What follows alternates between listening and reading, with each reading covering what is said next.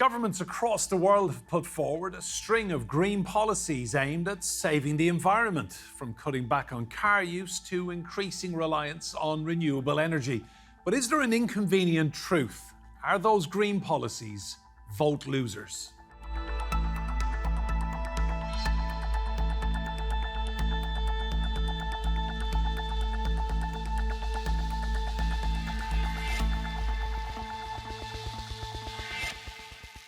Hello and welcome to Roundtable. I'm Enda Brady. Now, for all the talk in Britain of achieving net zero in carbon emissions, the struggling Conservative government appears to have made a political calculation that green does not mean votes. And some have suggested the opposition Labour Party may have come to the very same conclusion.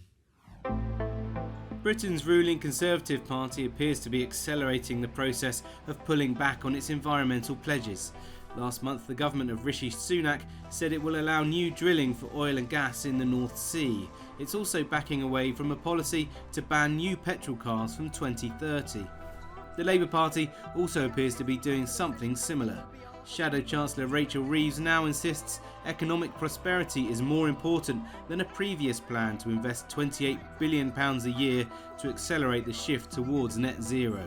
Labour is reeling after losing a by-election it was expected to win. Locals were angry because London's Labour mayor had expanded a low emissions zone for vehicles, which was seen as an attack on the less well-off. Did the Tories see an opportunity as voters appear more worried about the cost of living than the environment? Well, let's discuss this now with today's panel. Joining me in the studio, Claire Pearsall, a former special advisor at the UK Home Office, and from the Costa Brava in Spain, the political editor extraordinaire, Adam Bolton. And also here with me in the studio, we have Professor Jeremy Green, who's a professor of political economy at Cambridge University. Adam, I'll turn to you first. You have been covering British politics for so long, and you know how all of this works. Has Sunak identified green policy as an area where he can effectively drive a wedge between the Conservatives and the opposition Labour Party? I think some people have identified a wedge issue for him in terms of going soft on green issues. It has to be said, first of all, that this current Prime Minister, Rishi Sunak, has never had the interest in green issues that, for example, his predecessor, Boris Johnson, did. So he's tended to look at things very much from a sort of financial perspective, although he has, as we've just heard, been reiterating that he is committed to Britain's goals of net zero. But what happened was there was a by-election, a local parliamentary contest in which the Conservatives won that seat or held on to it unexpectedly. And they felt that the key issue was one not actually related to global warming, but related to pollution. The whole question of a charge for people who had polluting vehicles in outer London. They felt that worked for them. And so those elements within the Conservative Party looking for a wedge issue said, well, this just shows that people, when it comes to it, don't really want green policies. Therefore, we should really go soft on all of them, particularly those relating to pollution and reducing greenhouse gases, because they say, look, we're all in favour of environmental policies until they bear down unfairly on us, at which point we don't want them. Now, Rishi Sunak certainly flirted with moving away from those policies, but he now seems to have done a course correction because, of course, Conservative voters and indeed all voters do believe by about 3 to 1 in the idea of standing by Britain's international commitments on reducing greenhouse gases and trying to move towards net zero in carbon emissions so that we can keep global temperatures down. Claire, I'll come to you. Sunak has been dropping fairly heavy hints that he will soften policy on green issues. I mean, is this a case of desperate times calling for desperate measures? I think the Prime Minister is being bullied from a number of his colleagues on a number of fronts, and climate change and the green economy is one of those.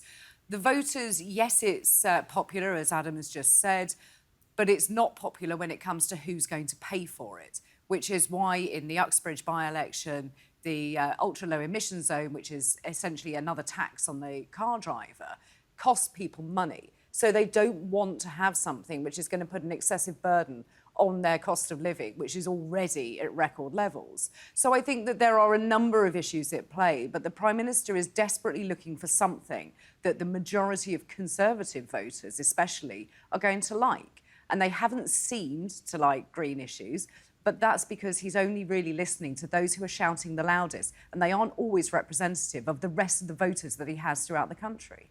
Jeremy, what's your take on this? Is Sunak right to kind of pivot? I think the Conservatives can see an opportunity in doing that, but I don't think this would be a wholesale rejection of climate targets, net zero, because that would be politically suicidal. I think the Conservatives are more likely to try and stake out a ground as a more pragmatic approach to doing climate change and to portray Labour as doing things in a heavy-handed, clumsy way that's likely to inflict costs on parts of the population. It's clear that the Conservatives have been looking for new dividing lines in British politics. They did very well on the basis of the Remainer-Leave division and built a very strong majority in 2019. But that is really an old cleavage politically in British politics now.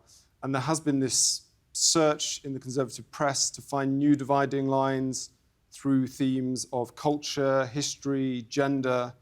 I think what this shows is that the party is uncertain about what it stands for at the moment. It's been in power for a very long time. It's had a huge level of turbulence, many different prime ministers over recent years. And there seems to be an element of desperation in trying to find wedge issues that are going to cement a strong electoral performance at the next election. Well, Sunak certainly seems very proud of his government's record on climate. He spoke to LBC's Nick Ferrari last week and praised Britain's performance. We can take a listen to that now. Which G7 country out of the large countries, America, Italy, France, Germany, us, Canada, Japan, which of those countries has decarbonised fastest over the past years or decades? Which one? It's the UK. Okay. Right? So Okay. we should not take any lectures from anybody about our record. Our record is fantastic. It's better than everyone else's. So I think we can take comfort in that. And are we doing the right thing? Of course we're doing the right thing. We're transitioning to net zero. We're increasing the amount of renewable energy. Again, I'd say that's to Secretary General and everyone else. Where's the largest offshore wind farm in the world? Here in the UK. Where's the second largest? Here in the UK. Third largest, fourth largest here in the UK. Your point is well Where made. do we get half of our electricity you- from this year? Renewables, right? Prime So we Minister. are making progress, but it is absolutely Minister, right to get energy from here at home as we've transitioned.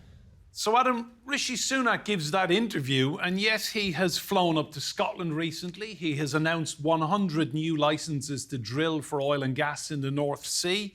I mean, it's quite a look, isn't it? It is, and what he's trying to argue is that those things that he is guilty of doing are not anti-environmental. He says, for example, yes, I have to use planes because my time is valuable, but I'm aware that most people shouldn't use planes. He's also saying that he believes that drilling for more oil in the North Sea, more oil and gas, will make the UK more secure, less dependent on foreign oil. But he also says he doesn't believe that that's going to mean any more difficult to hit global targets in reducing the use of hydrocarbons. Now, of course, many people would dispute that. And that shows exactly, as Professor Green was saying, that he's in a bit of a straddle here, because oddly, one of the proudest boasts of the Conservative Party in recent years has been that they were early on to the dangers to the environment. Margaret Thatcher, no less, as a scientist herself, was one of the first international leaders to speak up about the difficulties that the globe faced as a result of the emission of greenhouse gases. Boris Johnson was clearly someone who was very vociferous on the subject, as he was at the COP conference, which he hosted in Glasgow a couple of years ago. So the Conservatives know that their voters are not overwhelmingly a group who want to be seen to be dirty and abandoning the environment. However, there is a significant minority, as Claire said, who look at people like Donald Trump and say, yeah, we should just throw all this out because it's not going to make any difference what we do, and we would get a material advantage from carrying on as we are. Now, Adam, Sunak flew back from Scotland, then flew off on a family holiday to California. And no sooner had he gone than Greenpeace protesters arrived at the family property in North Yorkshire and staged quite a big protest there. My question to you is it ever right for protesters to target leaders' family homes like that? Well, public opinion has been pretty shocked by that attack on the Prime Minister's house. Of course, they knew he wasn't there because he'd been advertised he was going abroad. And so it has certainly backfired on Greenpeace. And as a result, the government has said it's going to cease its contacts and discussions with Greenpeace. And for any lobbying organisation, that is a punishment which has generally been accepted. However, I think we ought to understand that the Conservatives are playing a political game here. They have tried to identify the Labour Party with the Just Stop Oil protesters and suggest that, indeed, some ministers have said this, that the Labour Party are climate extremists.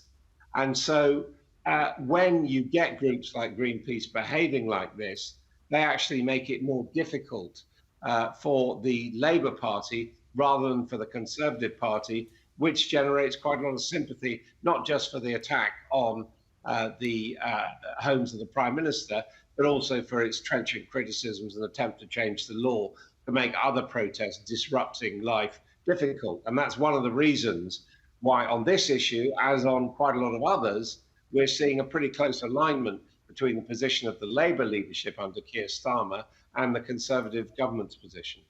Claire, it's quite a strange line of attack, isn't it, to identify Labour as climate extremists? But that's where we've got to in British politics at the moment. You are always looking to state that you are not like the other side. So you try and point out what is their character flaw and seize upon it. So we've taken almost that American style view, as Adam just referenced in Donald Trump. It is very much the populist, aggressive, attacking form of campaigning, which is not usual in this country. Over the last few years, it has been on the rise. We've seen it throughout some of the Brexit debate. On both sides, it became very polarising. And now it seems to be the norm.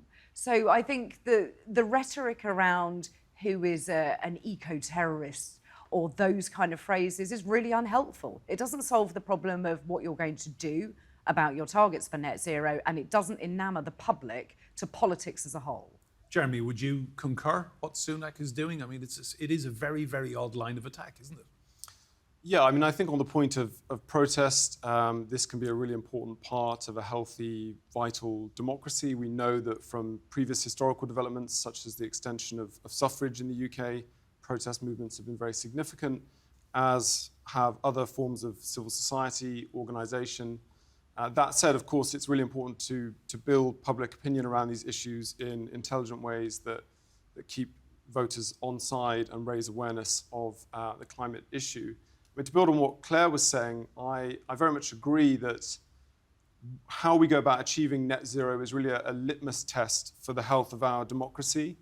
And it's really in the interests of the country and the planet more broadly that political parties can find a basis for consensus around net zero, put some of the petty squabbling to the side and try and agree on certain kind of guardrails of things that really have to be done if we're to stabilize the climate and avert catastrophe. We need to kind of raise the game in terms of the quality of our democratic politics if we're to navigate this challenge effectively. Adam, I want to take a look at the poll that Channel 4 had this week, which looks at voting intentions next year in the British general election. We're seeing it on screen now.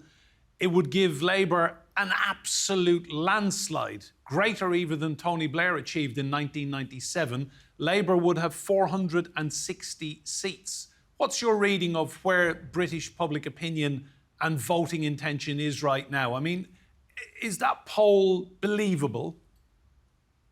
Well, it's certainly believable, I think, as a reflection of public opinion now. Of course, we're not having a general election right now. The general election is most likely going to be in about a year's time. It could be as far away as January of 2025.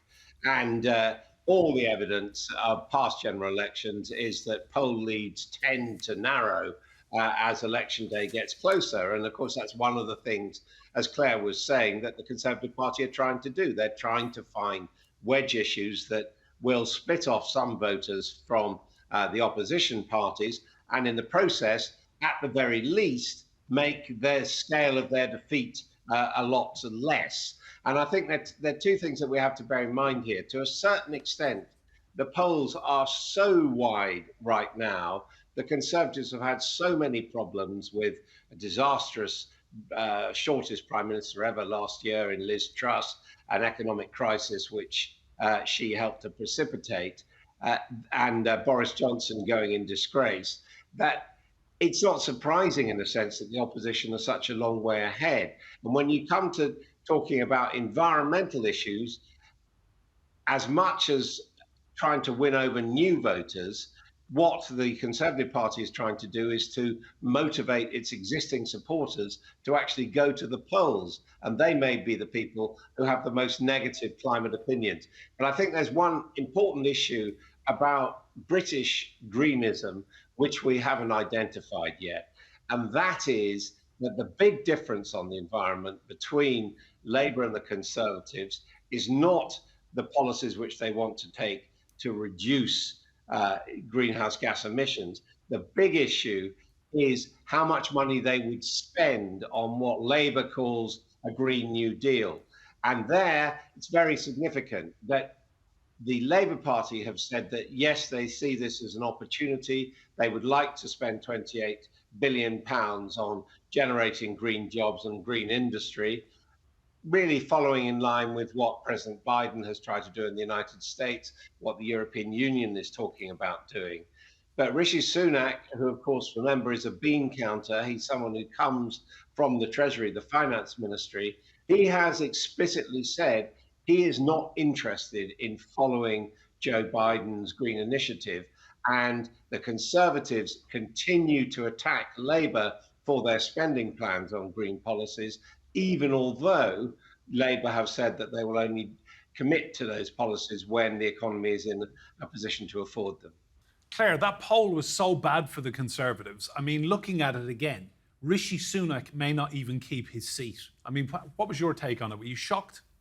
It's one of those really sort of horrifying moments for anybody who is in politics to see their party disappearing down to something like 90 seats. And yes, it's indicative of how the public feel at the moment. As Adam has just said, we could be 12 or so months away from a general election. But I also think it'll be quite interesting to see what the Labour Party do with the lead that they currently have. Because unlike 1997, where there was a government in waiting, you could definitely see the Tony Blair era had some new faces, some fresh ideas. They looked and sounded like a government, whereas the opposition at the moment doesn't. So that could actually be very helpful for the Conservative Party. They have to get their act together enormously as a government, but to have a weak opposition is always a good thing. Jeremy, is it a case that this is a government that's run out of ideas, run out of road, and ultimately will be run out of Parliament next year? It certainly looks to me like a government and a party in decline. We've already seen internal fragmentation within the party, the birth of the National Conservative movement, and senior politicians within the party attempting to outflank Sunak on certain issues around immigration and culture. Demographically, I think any policy from the Conservatives that seeks to water down environmental measures is likely to be very unfavourably received by younger voters who are more concerned about climate change and who've been sort of moving closer towards the Labour Party over recent years. So if this is the strategy, it seems to me a pretty short-term strategy and one that is likely to backfire in the longer term for the Conservatives. Even if they're able to mobilise a core base around these issues, I think it undermines their potential to grow their electoral coalition over the next 10, 15, 20 years. Adam, I'll come back to you. Isn't it the case that there are factions inside the Labour Party as well fragmenting over climate policy and green policy under Starmer? Well, there are obviously disagreements, but I think, one of the big aspects about the present political climate in Britain is that whereas the Conservatives are arguing amongst themselves, and in some cases already arguing about what happens once they lose, which faction's going to take over the party after that, we're by and large seeing the Labour Party bury their differences and unite behind the direction in which the leader is taking the party. Now, that's been done with a certain amount of brutality by the leadership, Keir Starmer and his supporters. For example, he's expelled the previous leader, Jeremy Corbyn, from the party, which disqualifies him from standing again as a Labour candidate. He's taking a lot of interest in who is being chosen as Labour candidates, making sure that ideologically they're in the middle ground, likely to appeal to floating voters, rather than to the left, likely to appeal to activists. Whereas we've got the precise opposite going on in the Conservative Party, where increasingly the loudest voices, as Claire said, are from people more on the right wing, likely perhaps to energise their party, but less likely to appeal to voters in the centre. Claire, what does appeal to British voters? I mean, you talk to people, and as much as people do recycling and try to live a greener lifestyle, when it comes down to voting, it's the economy, the National Health Service, and ultimately jobs and cost of living. Yes, it is. Those are the top issues. Immigration pops in there, which is something Jeremy mentioned about the divisiveness of issues and the fighting within the Conservative Party themselves. So I think that green issues are there, but what people don't like is to be told that something is happening to them. Their boilers will be taken away. You cannot buy a petrol or diesel car. The public don't like that. Voters aren't very keen on being told. You need to be able to take them along with you and say, these are these are the things we're going to do. These are the reasons why. This is how we're going to help you, which is a much better way of looking at it. To be told that you cannot have something, you must remove it at great expense to yourself is never, ever going to be a vote winner. Jeremy, you've studied all of this. You put a great deal of effort into your research papers and your analysis. What would you like to hear from the British Prime Minister? I think it's important that the government supports the green transition effectively, and it makes sure that disadvantaged communities, those that are going to be heavily affected by this, are supported by fiscal measures that are targeted, that are fair. We know from other contexts in other countries that when these policies are seen to be fair and proportionate and effectively funded, they're much more likely to be popular and widely supported. When they seem to be unfair and indiscriminate, they provoke resistance, for example, the Gilets jaunes movement in France. So the government needs to think about how it can change the fiscal system, use taxation intelligently and effectively to make sure that poorer, disadvantaged communities don't bear disproportionate costs of the transition. The way these policies are likely to work effectively is when the money is targeted and precise and intelligently allocated to support the transition, to build popular support and consensus around these issues. And I think there's a real opportunity for the party that leads on this. If they invest heavily in green transition, if they create new jobs, new infrastructure, then they can lay claim to the legacy of that and tangibly improve the quality of life and put some fiscal muscle behind the levelling up agenda that the Conservatives have talked about but not really delivered on. Adam, that by-election result you mentioned in West Uxbridge, West London, recently, do you feel that because there was an environmental policy at the heart of all the discussion there and it kind of skewed the result in the Tories' favour, do you feel that has emboldened the Conservatives to kind of embark on this neglect of green issues because they realise the public don't want them? Yes, it has, and it should be remembered that the Conservative vote was well down, share of the vote was well down in that by-election, that they only won it narrowly, whereas Boris Johnson, of course, had a much more comfortable majority before he resigned from the seat. And I would agree entirely with Jeremy Green that we need to get targeted taxation policies to encourage types of behaviour. I think the problem that they had in London at that by-election was that a particular group of voters were being told that they were being singled out. And indeed they were. There aren't ultra low emission zones with penalties of that scale elsewhere in the country, although they may be introduced soon. So they felt that a Labour mayor was imposing on them unfair charges. And that's why what's done on the environment needs to be done with general policies and investment from general taxation rather than specific groups feeling that they're being targeted. And that, I think, is where perhaps the party did make a mistake, the government did make a mistake when it went with its policy on replacing boilers at home with heat pumps. You can't, or you shouldn't politically try and force people to do things. You should try and give them incentives and good reasons to do things. Adam, thank you. And to Jeremy and Claire in the studio here in London as well, thank you all. Remember, you can see more discussion and debate on our YouTube channel. Search for Roundtable TRT World. But for now, from me and Brady and all the team here, goodbye and thank you for watching.